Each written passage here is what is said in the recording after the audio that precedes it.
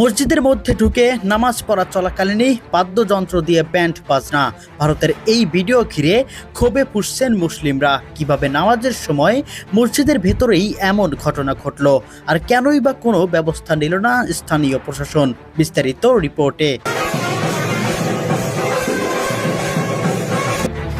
মসজিদের ভেতরে মুসল্লিরা যখন শান্তভাবে নামাজ আদায় করছিলেন, ঠিক তখনই পাশেই বাদ্যযন্ত্র নিয়ে ব্যান্ড বাজনা করতে দেখা যায় কয়েকজন ব্যক্তিকে। সামাজিক যোগাযোগ মাধ্যমে ছড়িয়ে পড়া এই ভিডিও ঘিরে ব্যাপক আলোচনা ও সমালোচনার সৃষ্টি হয়েছে।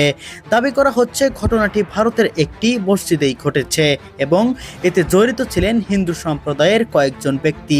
ভিডিওতে দেখা যায় মুসল্লিরা নামাজে দাঁড়িয়ে থাকলেও ঠিক পাশেই ট্রাম্পেট ও ডোল বাজানো হচ্ছে।